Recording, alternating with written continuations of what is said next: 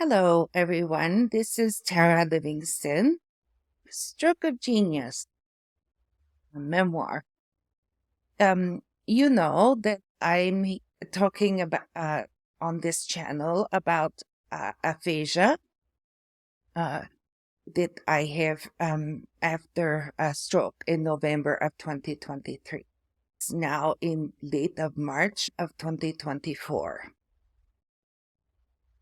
I want to talk to you about grief process and about mourning the person that you might have been before the stroke. In some give you some ideas about that process. I just want to acknowledge right now that right now my voice sounds very much like I have from Czechoslovakia or something in the Eastern European. I don't know why. This has changed a lot in the last few months. Why this is strange is that I'm from Hamilton, Ontario, in Canada. I don't know any other languages. I don't know why I'm talking like this. I'm talking with my speech therapist why I sound this and how to make sound like me again. Anyway, it's been a process. You know, maybe that before I resigned from the church in 2018, I was an Anglican priest for many years. And during that time, I did lots of funerals, you couldn't imagine. And I began to talk about the time uh, uh, around the death as being bracketed. So the first bracket would be the death of someone that you love. And it begins a very defined time. So that the bracket begins at the death one. And after that, you're doing lots of things. You're very busy. You have to go do the funeral home. You have to make arrangements for the gathering. You have lots of family, maybe friends coming from different places in the country to visit. So you have lots of details. You have to talk to the bank and you have to get the death certificate. There's lots of things that have to happen. But at the same time that you're very busy, you're also you're on pause. Your life is on pause. You've had to take some time off from work, and you're emotionally, you're you're in pause, in the thick of it, and you're very muted in some ways, but you're also very touchy. I used to say, like the family, I would say, imagine that you are going around with no skin, and all of your nerve endings, endings are all exposed. So just I would be careful with each other because everyone is a little touchy. And then you would have a memorial service or the funeral or the celebration of life. However you have decided to kind of celebrate the life of the person that is gone, and to start to acknowledge that the life will always be different now without that person. And so the first bracket is the death of the loved one. The time after is like a pause. And then the final bracket is the funeral. That kind of final goodbye. And then with a few days after, you start to come out of the fog a little bit and start uh, um, incorporate the grief into your real life, that you have to get back to your real life. I've begun to think about the my grief to the bracket. The first bracket was November 8th, which was the day of my stroke, when I afflicted with aphasia. And since then, I've been doing all of the busy work. I've been doing all of the therapies and the physical therapies and the lots of speech therapists. I've been doing counseling. I've been doing some volunteer training. I've been doing all of the things that will get some things back that I've lost.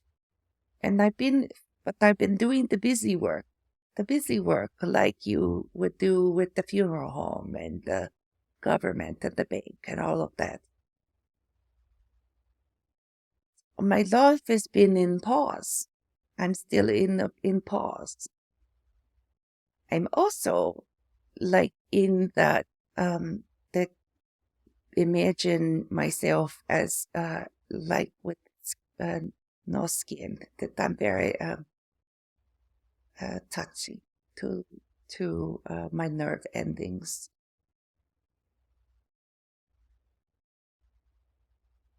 And I think I'm considering to have a funeral.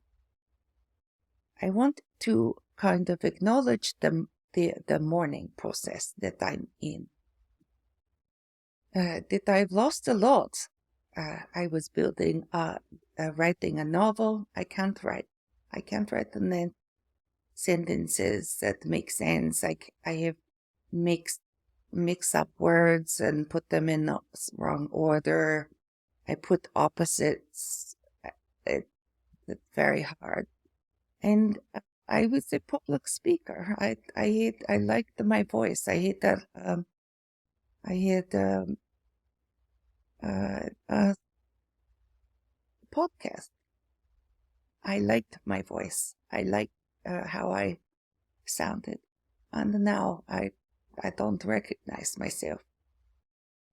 But the reality is that I'm going to have to make a life. I would have to make a life. So one of the requests that I did very many years ago was a woman who had she had a mastectomy, and she mourned the loss of her breast, and so I worked with her to make all acknowledging the celebration that had the breast had brought to herself in her whole life, and then we talked about loss of that breast, and then we said goodbye to the breast, and then we could start building up to building a life without it.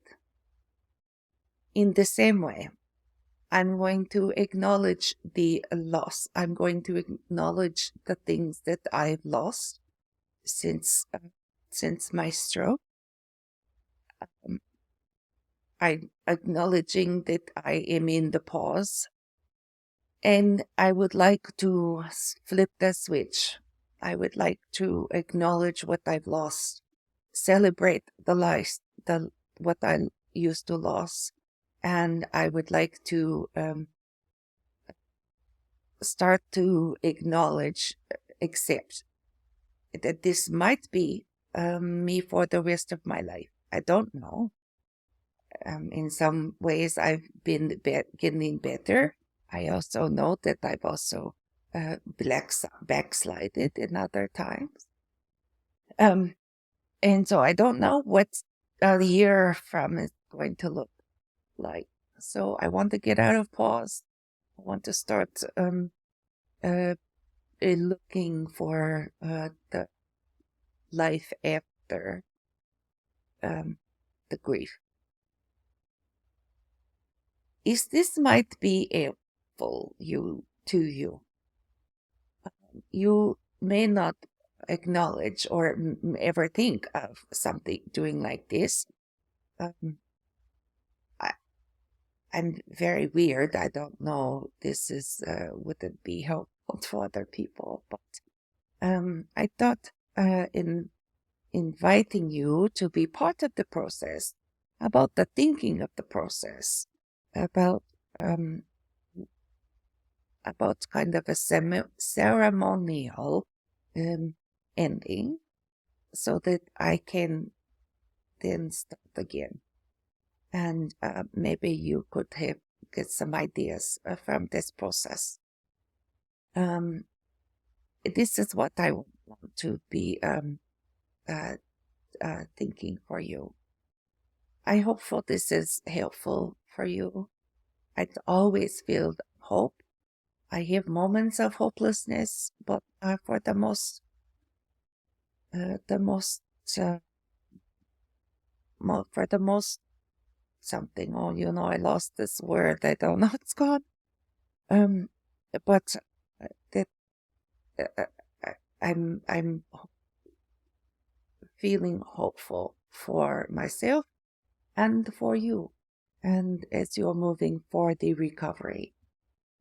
Thank you for taking this time with me today. I'm always grateful, and I hope that you have had a very good day, and we'll talk again soon. Bye.